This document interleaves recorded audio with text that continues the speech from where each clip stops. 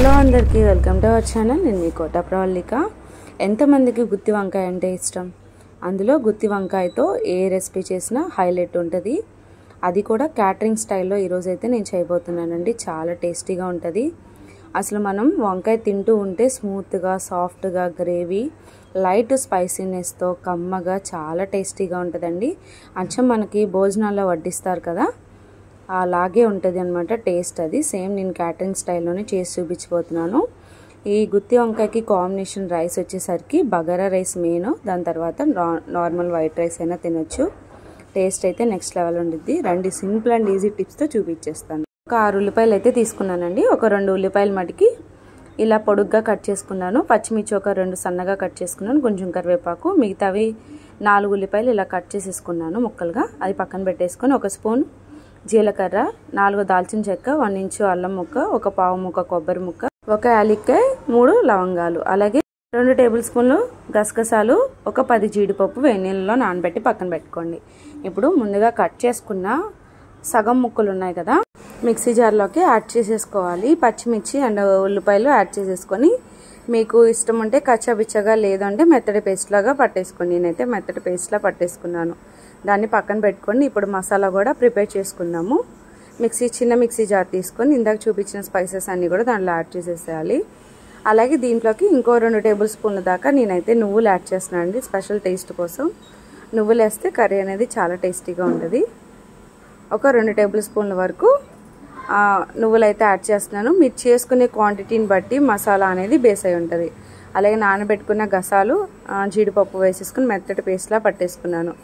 ఇప్పుడు ఒక బౌల్ తీసుకొని ఆ బౌల్లోకి ఆనియన్ పేస్ట్ అలాగే మసాలా పేస్ట్ కూడా యాడ్ చేసేసి 2 కలిపెట్టేసుకుని ఉంచుకోవాలి. ఇప్పుడు మిగిలిన మిక్సీలో పేస్ట్ ఉంటుంది కదా, కొంచెం ఒక హాఫ్ గ్లాస్ వరకు వాటర్ పోసి 2 మిక్సీ గిన్నెల్లో వాటర్ కూడా ఒకసారి షేక్ చేసి పక్కన పెట్టేసుకోండి. ఇప్పుడు పేస్ట్ అంతా కూడా మనం బాక్స్లో వేసేసుకున్నాము.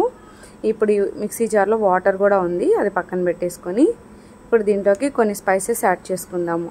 రుచికి సరిపడా సాల్ట్, అలాగే 1.5 స్పూన్ వరకు రెడ్ చిల్లీ పౌడర్ని అయితే యాడ్ చేశాను. మీరు తీసుకునే క్వాంటిటీని బట్టి స్పైసెస్ అనేవి, మీరు తినేదాన్ని బట్టి స్పైసెస్ అనేవి యాడ్ చేసుకోవాలి. 1/2 టేబుల్ స్పూన్ దాకా పసుపు అయితే యాడ్ చేస్తున్నాను. అలాగే దీంట్లోకి మెయిన్ ఇంగ్రీడియంట్స్ 2 ఉన్నాయండి. అవి ఏంటి అంటే చాట్ మసాలా పౌడర్, అలాగే ఆమ్చూర్ పౌడర్ అయితే డెఫినెట్లీ వేయాలి. క్యాటరింగ్ స్టైల్ చేయాలి, ఆ లుక్ రావాలి, ఆ టేస్ట్ రావాలంటే డెఫినెట్లీ ఈ స్పైసెస్ అయితే ఉండాలి. 1 టేబుల్ స్పూన్ దాకా chaat masala powder, 1 tablespoon దాకా ఆమ్చూర్ పౌడర్ అయితే యాడ్ చేసుకోండి. టేస్ట్ అయితే నెక్స్ట్ లెవెల్ ఉంటుంది. నేను చెప్పడం కాదు, ఒక్కసారి ట్రై చేసి చూడండి. ఇలాగ స్పైసెస్ అన్నీ వేసేసాక ఈవెన్గా మొత్తాన్ని మంచి కలర్ వచ్చే విధంగా నీట్గా కలిపేసేసుకోవాలి. ఎక్కడ మనం వేసిన స్పైసెస్ అన్నీ ఉండలు కట్టకుండా నీట్గా కలిపేసేసుకోండి. ఇలా మొత్తానికి కలర్ అయితే ఇలా చేంజ్ అయిపోయింది. ఇప్పుడు స్టవ్ వెలిగించి బాండీ పెట్టి బాండీలోకి ఒక 5 టేబుల్ స్పూన్స్ దాకా ఆయిల్ అనేది యాడ్ చేసి దీంట్లోకి కట్ చేసుకున్న పచ్చిమిర్చి చీలికలు ఒక 3, కొంచెం కరివేపాకు వేసి మంచిగా వేగనివ్వాలి. 1 మినిట్ ఇలా వేగిన తర్వాత దీంట్లోకి పొడుగ్గా కట్ చేసుకున్న ఆనియన్స్ కూడా యాడ్ చేసేసుకొని మంచి గోల్డెన్ బ్రౌన్ కలర్ వచ్చే వరకు నీట్గా వేయించేసుకోండి. ఇవి ఇలా వేగుతుండగా మనం వంకాయల్ని కట్ చేసుకోవాలి. రండి ఆ ప్రిపరేషన్ చూద్దాం. నేనైతే 6 వంకాయలని తీసుకున్నానండి. ఇప్పుడు ఈ వాటర్లో వేసి మంచిగా కడిగేసుకున్నాను. ఇప్పుడు ఇంకో గిన్నెలో వాటర్ పోసి సాల్ట్ అనేది యాడ్ చేసేసి పెట్టుకున్నాను. ఎందుకంటే మనం వంకాయలు కట్ చేసి దాంట్లో యాడ్ చేసినప్పుడు కండ్రెక్కకుండా కర్రీ అనేది టేస్టీగా వస్తుంది అనమాట. కండ్రెక్కితే టేస్ట్ అనేది పోయిద్ది కదండి. ఇప్పుడు ఇలాగ నేను చూపిస్తున్న విధంగా కట్ చేసుకోండి. ఇలా కట్ చేసిన తర్వాత ఒకసారి చెక్ చేయాలి, పురుగులు ఏమైనా ఉన్నాయేమో. నేనైతే చూస్తున్నాను, నాకైతే ఏదో పురుగులా కనిపించింది. తెర చూస్తే అది పురుగు కాదు, అదేదో డ్రై అయిన ఒక ఆకు అనమాట. అది తీసేసాను. ఏదైనా సరే వంకాయలు అనేవి మనం జాగ్రత్తగా కట్ చేసుకోవాలండి, పురుగులు ఉంటాయి. ఇలా గుత్తి వంకాయ అంటే చాలా జాగ్రత్తగా చేయాలి. ఇలా కట్ చేసుకున్న అన్ని సాల్ట్ వాటర్లో అయితే వేస్తాను. ఇప్పుడు దీంట్లోకి స్టఫ్ చేసుకునే టైం అనమాట. కట్ చేసుకున్న వంకాయల్ని వాటర్ అంతా వడలనిచ్చేసి ఇప్పుడు ఇందాక పట్టుకున్న పేస్ట్ ఉంది కదా, మసాలా పేస్ట్, ఆ పేస్ట్ అంతా కూడా మనం కట్ చేసుకున్న షేప్స్లోకి ఆ మసాలా అంతా ఇలా పెట్టాలి చేత్తో నీట్గా. స్టఫింగ్ అనేది ఎక్కువ బయటికి రాకుండా కొంచెం లోపలే ఉండేటట్టుగా నీట్గా పెట్టేసుకోండి. ఇలా స్టఫ్ చేసేసుకోండి. అప్పుడు చక్కగా మసాలా కూడా వంకాయకి పట్టి అటు కండ్రు ఎక్కదు, టేస్ట్ కూడా వంకాయకి బాగా పట్టిద్ది అనమాట. ఇలా అన్నీ కూడా నేనైతే పెట్టేస్తున్నాను. మీరు కూడా అన్నీ ఇలా పెట్టేసుకోండి. మిగిలిన పేస్ట్ పక్కన ఉంచుకోండి, లాస్ట్లో యాడ్ చేయాలి మనం. ఈ లోపల ఫ్రైడ్ ఆనియన్స్ ఎక్కడి వరకు వేగాయో చూద్దాము. చూడండి చక్కగా వేగిపోయాయి. ఇప్పుడు మనం స్టఫ్ పెట్టుకున్న వంకాయల్ని ఒక్కొక్కటిగా దీంట్లోకి వేసేసుకోవాలి. చూడండి ఎంత మంచిగా స్టఫ్ అయితే లోపల ఉండిపోయిందో. మనకి ఎక్కువ బయటికి రాలేదు, బాగానే లోపల స్టఫ్ అనేది ఉంది. నేను మొత్తం 7 కాయలు అయితే తీసుకున్నాను. ఒక కాయ పుచ్చిపోయింది, పడేసాను. ఇంకా 6 అయితే మిగిలాయి. మొత్తం దీన్ని ఇలా స్టఫ్ పెట్టేసి ఆనియన్స్లో అయితే వేసేసాను. మొత్తం కూడా ఆయిల్ బబుల్స్తో మొత్తం ఈ వంకాయ అంతా ఆయిల్ వెళ్ళిపోయి మంచిగా మగ్గిపోతుంది.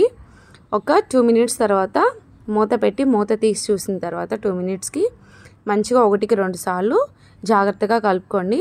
స్పీడ్గా కలిపేస్తే స్టఫ్ అనేది బయటకు వచ్చేస్తుంది. ఇలా నిదానంగా కలుపుకోండి. ఇలా కలుపుకున్న తర్వాత ఇంకొక 5 నిమిషాలు, ఎగ్జాక్ట్గా 5 నిమిషాలు మూత పెట్టేసి మగ్గబెట్టేసుకోవాలి. 5 నిమిషాల తర్వాత మూత తీసి చూస్తే చక్కగా మగ్గిపోయి ఉంటుందండి వంకాయ. ఒకసారి చెక్ చేసుకోండి. గరిటెతో ఇలా జస్ట్ ఇలా ముట్టుకుంటే మనకి వంకాయ మెత్తపడితే చాలు. మిగిలింది మనం మసాలా యాడ్ చేసినప్పుడు ఆ మసాలా పట్టేసి ఇంకా స్మూత్గా కుక్ అయిపోతుంది అనమాట. ఇంకా మిగిలిన మసాలా కూడా దీంట్లో యాడ్ చేసేస్తున్నాను. అలాగే ఇందాక మనం మిక్సీ జార్లో వేసుకున్న వాటర్ని కూడా ఇప్పుడే యాడ్ చేసేసేయాలి. 1కి 2 సార్లు ఇలా కలిపేసేసుకోండి. నీట్గా కలిపేసేసి మొత్తం వంకాయకి అంతా కూడా పట్టేసే విధంగా కలిపేసేసుకోండి జాగ్రత్తగా. ఇలా కలిపేసి ఇంకొక ఎగ్జాక్ట్గా 8 మినిట్స్ అయితే టైం పట్టిద్దండి కర్రీ కుక్ అవటానికి. మంటని మీడియం ఫ్లేమ్లో పెట్టుకొని మంచిగా కుక్ చేసుకోవాలి. ఇప్పుడు మూత పెట్టేసుకొని కుక్ చేసేసుకుందాం. ఇలా మూత పెట్టేసి 8 మినిట్స్ అయితే కుక్ చేయాలి.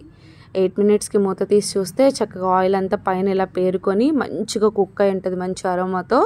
ఇప్పుడు మిక్సీ జార్లో వేసిన వాటర్ దీంట్లో యాడ్ చేయాలి. ఇందాక మనం బౌల్లో వేసిన అంటే పేస్ట్ వేసిన తర్వాత బౌల్లో కొంచెం వాటర్ పోసి అది యాడ్ చేసాము. ఇప్పుడు అది వీడియో క్లిప్పింగ్ మిస్ అయింది. ఇప్పుడేమో మిక్సీ జార్లో వాటర్ అనేది యాడ్ చేసాము. మొత్తానికి ఒక చిన్న గ్లాస్ మీద కొంచెం వాటర్ అనేది వేసామండి. ఇప్పుడు మంచిగా కలిపెట్టేసుకున్న తర్వాత ఇంకొక 1.5 మినిట్ అయితే మనం దీన్ని కుక్ చేసుకోవాలి. 1.5 మినిట్కి చక్కగా మీకు ఎలా లుక్ ఉందో చూపిస్తాను. మూత పెట్టేసి 1.5 మినిట్ మగ్గిచ్చేసుకోండి. ఇప్పుడు 1.5 మినిట్ తర్వాత మూత తీసి చూస్తే చక్కగా మంచి కలర్తో బబుల్స్తో అలాగే ఆయిల్ అంతా పైకి తేరుకొని చాలా నీట్గా అండ్ ఎమ్మీగా ఉండిద్దండి గుత్తి వంకాయ. ఇప్పుడు దీంట్లోకి కట్ చేసుకున్న కొత్తిమీరని పైన చల్లేసుకుంటే ఎంతో టేస్ట్ అండ్ ఎమ్మీగా ఉండే గుత్తి వంకాయ క్యాటరింగ్ స్టైల్లో అయితే రెడీ అయిపోయింది. మీరు ఇలా ఎప్పుడైనా ట్రై చేశారా? ట్రై చేస్తే కామెంట్ చేయండి. అలాగే వీడియో స్టార్టింగ్ నుంచి ఎండింగ్ వరకు చూడండి. ఈరోజు ఈ రెసిపీ అండి మీకు నచ్చింది అనుకుంటున్నాను. నేనైతే మళ్ళీ నెక్స్ట్ వీడియోలో కలుస్తాను. అంతవరకు మన ఛానల్ సపోర్ట్ చేస్తూ ఉండండి. See you there.